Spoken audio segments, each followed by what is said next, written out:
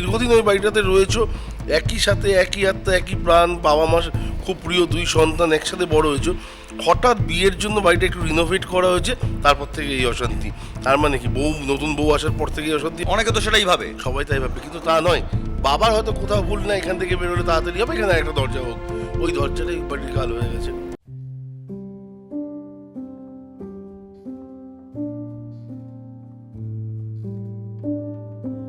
দেবদা, বাস্তুর কুপ্রভাব, আমরা যেখানে থাকি, যেখানে বসবাস করি, তার তো একটা দোষ গুণ থাকে একদম।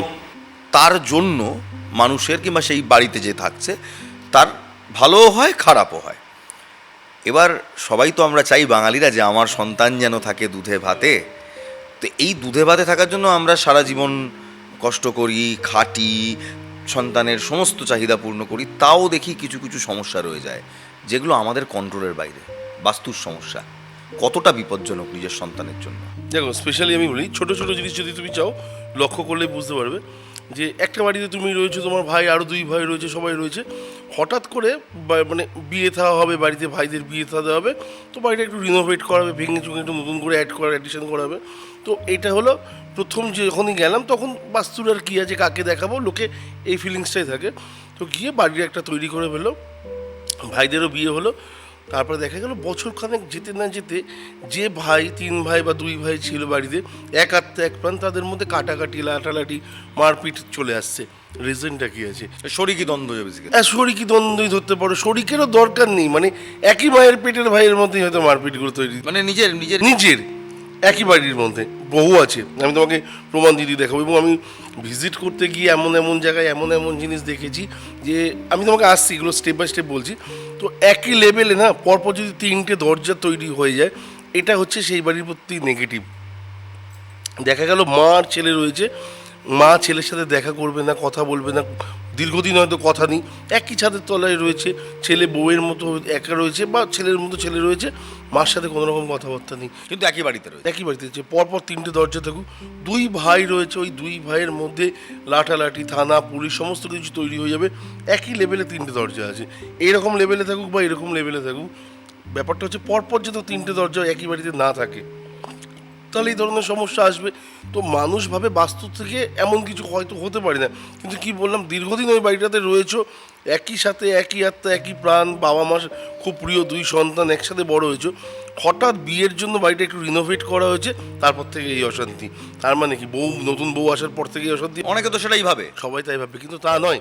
বাবার হয়তো কোথাও ভুল না, এখান থেকে বেরোলে তাড়াতাড়ি হবে, এখানে একটা দরজা হোক, ওই দরজাটাই বাড়ির কাল হয়ে গেছে।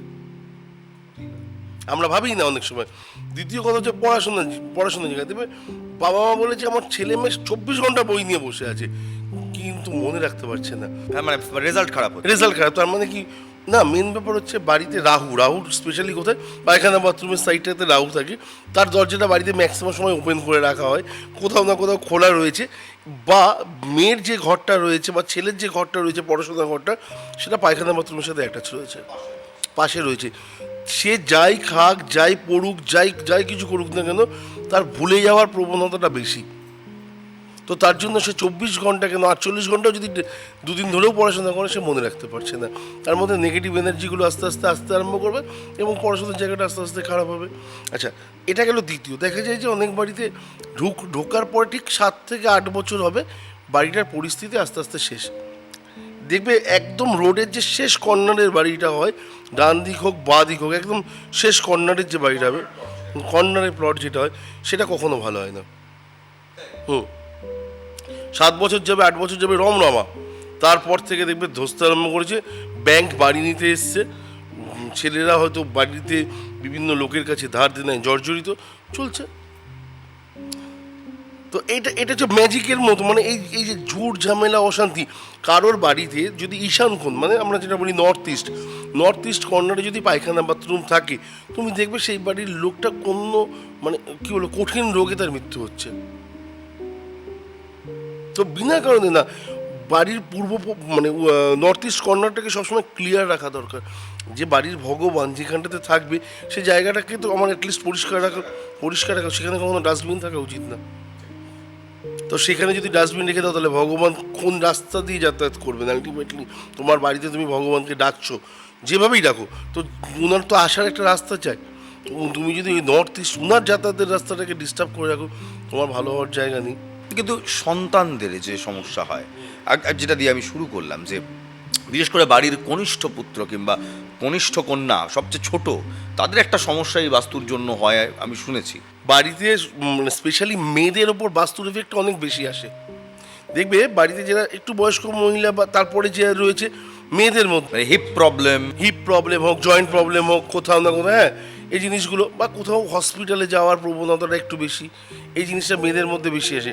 অনেক পরে ছেলেদের মধ্যে, ছেলেদের কোথাও না কোথাও সেই জোরটা থেকে বা লড়াই করতে পারে ভেতর থেকে, মেয়েদের মধ্যে সেই জায়গাটা কম, যে কারণে ফার্স্ট প্রবলেমগুলো আসে। এবং আমার মনে হয় যে কিছু কিছু জায়গায় বাস্তুকে মানা 100% দরকার আছে।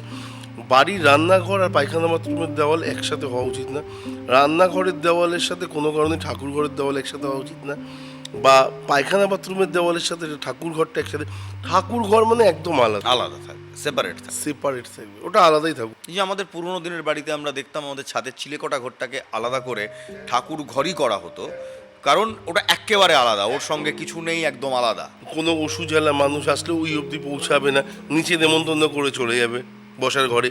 আচ্ছা, ধরো কোনো মেয়ে একটু ডিস্টার্ব আছে, সেই সময় সে আসলো, সে ওই অবধি যাবে না, সে ওই ঘর থেকেই বেরিয়ে যাবে। তো প্রতিটা জায়গাতেই আমাদের ওই জায়গাটাকে ভগবানকে সেফ রাখা হতো, ভগবান আমাদের সেফ রাখতো। আজকের ডেটে ব্যাপারটা অনেক বেশি খোলামেলা হয়ে গেছে, আমাদের প্রবলেম লাইফে, নিত্যকাল লাইফের প্রবলেম অনেক বেশি। কিন্তু মানুষ সবসময় কিন্তু বুঝতে পারে না যে তার প্রবলেমটা বাস্তুর জন্য হচ্ছে, এটা সে বুঝবে কিভাবে? না, মানুষ দেখো বুঝতে পারে না এটা না, মানুষ নাকি বুঝতে চায় না, অনেক সময় বুঝে না বোঝার অবকাশে থাকে, ভাবে আমার, মানে জ্ঞান পাপি বলছো? এ তো আমরা জেনেও কিছু করছে না। এটা আমরা সবাই, অনেক সময় আমাদের মধ্যে একটা জিনিস থাকে যে আমি জানি যে আমার গ্রহগত সময়টা এই মুহূর্তে ঠিক না, কিন্তু আমার টাইমটা এখানে আসার বা এই বাড়িতে আসার পর থেকেই খারাপ। হয়তো লাস্ট 3 বছর ধরে চলছে, আমার 3 বছর আগে তো আমার খারাপ ছিল না, আমি তো এই বাড়িতে নতুন বাড়িতেই এসেছি, সেই দিক থেকে তো ভালো ছিল, কিন্তু এই বাড়িতে আসার পর থেকে তখন আমার বাস্তুটাকে বিচার করাটা বিশেষভাবে দরকার আছে।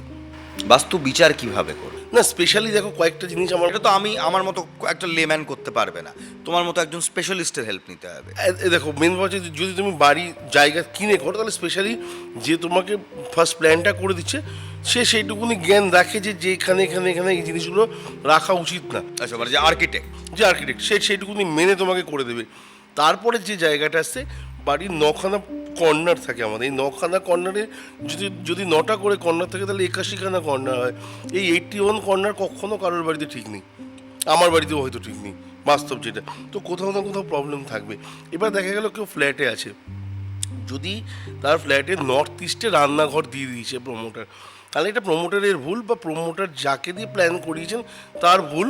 যে কোনো মানুষ মন থেকে চাইবে না যে আমার নর্থ ইস্টে রান্নাঘরটা হোক অথবা পায়খানা বাথরুমটা হোক। আমি রান্নাঘর ধরেই কথা বলি, তাহলে বলতে সুবিধা হবে। জেনারেলি ওই রান্নাঘরের যদি খাবার কন্টিনিউয়াসলি আমরা খেতে থাকি, দেখবে বাড়ির সব থেকে ছোটো যে সন্তানটা আছে না, খুব প্যাম্পার্ড টাইপের থাকবে, মানে খুব রেগে যাওয়া, লোককে বাজে কথা বলা, একটু উত্তেজিত হয়ে যাওয়া, এই জিনিসগুলো তার মধ্যে বেশি। এবং আস্তে আস্তে আস্তে আস্তে দেখবে সেই মানে বাচ্চাটার যে ক্যারেক্টারটা থাকবে, সেটা তার মার মধ্যে চলে আসবে। বছর 4-5 যেতে যেতে এই প্রবলেমটা আসবে। তো আমাকে অনেকে বলে, দাদা আমি তো ফ্ল্যাটে থাকি, এখন তো আমার আর ভেঙে চেঞ্জ করার মতো কিছু নেই। দুটো জিনিস হয়, একটা হচ্ছে বাস্তু চৌকি বাড়িতে স্থাপন করা যেতে পারে, আরেকটা জিনিস হয় ওই রান্নাঘরের যে খাবারটা তৈরি হচ্ছে না, যেটা আমরা খাবো, তো সেই খাবারটা একটা ছোট্ট থালায় হোক, একটা বড় থালায় হোক, রান্না করে আগে ভগবানের প্রসাদ দিয়ে দাও, মানে ভগবানের মানে সেই খাবারটাকেই প্রথমে ভগবানকে উৎসর্গ করে দাও, যে প্রভু তুমি খাও, তাহলে এই জিনিসটা অনেকটা রেক্টিফাই হতে পারে। আর এই বাস্তু চৌকি ব্যাপারটা কি? বাস্তু চৌকি হচ্ছে এমন একটা যন্ত্র যেখানটাতে তোমার বাড়ির বাস্তুর টোটাল পুজোটা করা হবে, এবং তোমার বাড়ির প্রত্যেকটা ফ্যামিলি মেম্বারের নাম ধরে করা হয়, সবার নামে সংকল্প হবে। হ্যাঁ, এবং তুমি দেখবে অমাবস্যাতে ম্যাক্সিমাম সময় আমাদের মধ্যে এই কাজগুলো আসে। তুমি জানো ভালো মতো, প্রতিটা তারাপীঠে অমাবস্যাতে আমি তারাপীঠে থাকি, এবং আজ অবধি জ্ঞান আমার মনে হয় খুব কম ডেট আমার মিস গেছে, এবং আজ অবধি আমি দেখেছি মাসের শেষে 2টো হলেও বাস্তু চৌকি রিলেটেড প্রবলেম আসবেই, এবং বাস্তুর প্রবলেম আসে, এবং তারা খুব বিশ্বাসী যে না আমার বাড়িতে এটা রিকোয়ারমেন্ট আছে, এই জিনিসটাকে বসানো হোক। এবং আমি দেখেছি এখনও পর্যন্ত যদি তুমি বলো 100% রেজাল্ট আছে, দেখো 80% লোক তো তোমাকে নিজে থেকে জানাবে যে দাদা নেওয়ার পরে ভালো আছি, 20% লোক কখনো বলতেই চাই না আছি থাকবো এরকম ব্যাপার। তো আমার মনে হয় 80% থেকে 90% রেজাল্ট পাওয়া যায়। এবং আমার কথা মনে হয় এর সবের মধ্যে একটা বিশ্বাসটা খুব জরুরি। অবশ্যই বিশ্বাসের মিলাই বস্তু তর্কে বহুত, একেবারে ওই আস্থাটা খুব আস্থাটা দরকার। অসংখ্য ধন্যবাদ দেবদা এত সুন্দরভাবে বলার জন্য। কারণ আমরা সবাই এই মুহূর্তে সত্যি তো মানে বড় বাড়ি তো আর কলকাতায় এখন সবার পক্ষে অ্যাফোর্ড করা সম্ভব নয়। একটা ফ্ল্যাট নেওয়া যায়, ফ্ল্যাটে যা প্রমোটার তুলে দেয় তাতেই আমরা থাকি। একদমই তাই। বাস্তু চৌকি হোক কিংবা প্রথমে অর্পণ করে দেওয়া সেই রান্নাঘরের খাবার অর্পণ করে, রাস্তা দুটো আছে, দুটোই সুন্দর, আপনি যেটা ব্যবহার করবেন করতে। একেবারে ধন্যবাদ, অসংখ্য ধন্যবাদ দেবদা।